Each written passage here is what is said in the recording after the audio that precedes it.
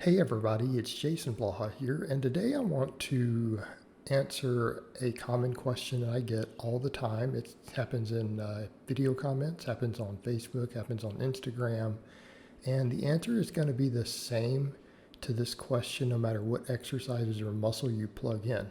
And that is always, hey coach, can I maximize growth or if I do this one exercise or these two exercises, is it enough for muscle X, Y, or Z? And oftentimes there'll be good choices. Like one I saw yesterday, someone said, hey coach, can I do flat bench and incline bench and develop my chest? Is it enough for my chest? And the problem is not, is it enough for your chest? Now, if it's one exercise, the answer is going to be unequivocally no. Under no circumstances are you ever going to maximally develop any muscle with only a single exercise. You might get 90%. Right? You might get 90% of your potential out of it, but you're not going to get 100. And we have studies showing us why. We know why that is. So the answer to the question, if it's one exercise, the answer is never under any circumstances is it going to happen. Now, when people ask this, though, they're asking about, can I get the most? Not, can I see good gains? Well, yeah, you can see good gains off one lift. You could do nothing but flat bench for a while and see fantastic chest gains if your volume, your progression, and your recovery is on point. Okay? You're going to need progressive overload in your technique. Right? If you're bouncing the bar off your chest on the bench, you don't learn how to retract your scapula, etc., of course your chest is not going to grow as well. But if you perform it correctly, with sufficient volume and an increase in mechanical tension over time, which means more weight on the bar, absolutely. But it's never going to be maximum growth because we know that muscle fibers respond differently when a second or a third exercise is added in. Now, it doesn't have to be always in the same day. It could be in the same training week, but they hit different parts of the fibers slightly different. So the data that we have shows that you usually need at least two if you want to maximize growth inside that optimal volume range. Now, when people ask the question of, can I use these two? Sure. Can a flat bench and an incline bench achieve this? Yeah, absolutely. Not saying this is a good idea, but I'm saying yes, it can be done. Again, back to that other point, now we're hitting two different angles. The pecs are the primary mover. We're actually hitting quite different angles, and we know based upon the data that the distribution of the fibers is quite different between those two. So yeah, we're good there. If volume, technique, load, and recovery are on point. Okay. Now here's the downside to this. You're probably going to tear a pec eventually. You're probably going to hurt a lot.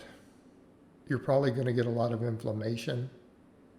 And that's the answer to this question 100% of the time. Doesn't matter whether they said one or two lifts. The answer is always yes, but you will hurt more. Yes, you will get injured more often. Why? Because you're not rotating movements.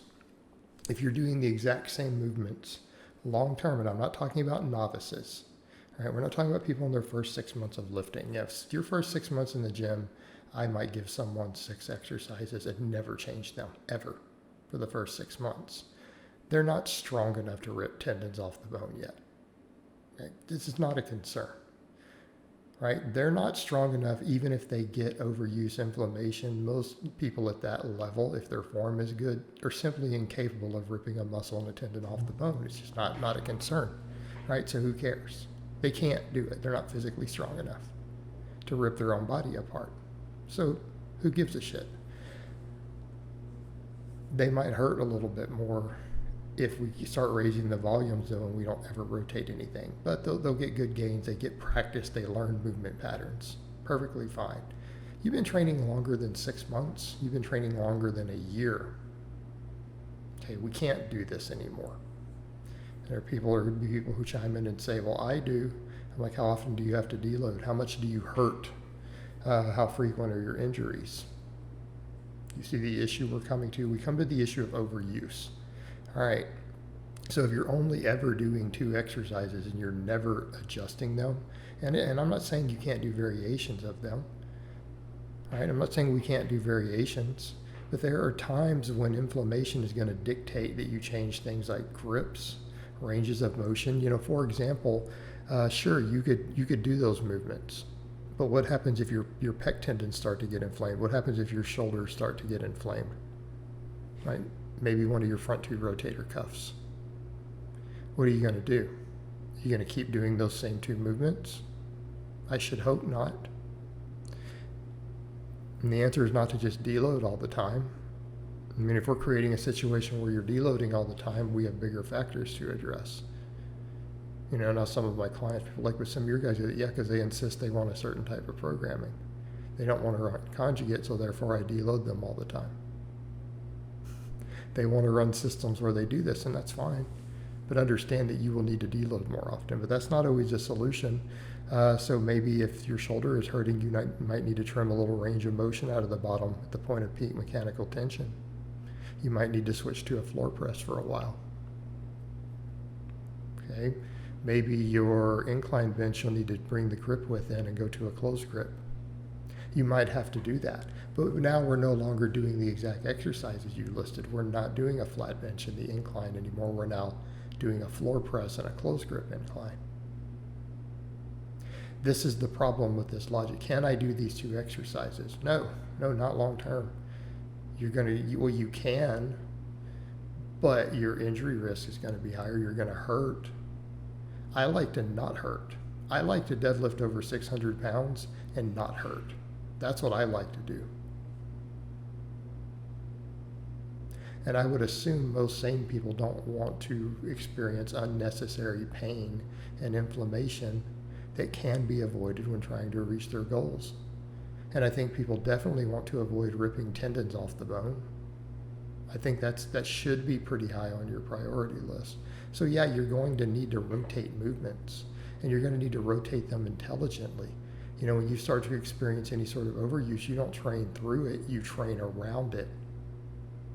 You need to pick very specific exercises then that take you around that inflammation or that pain so that you can continue to train without aggravating it and giving it some time to heal.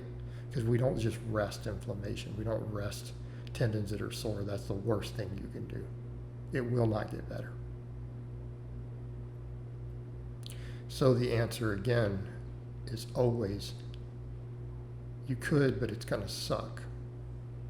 Why do it? Why do this to yourself?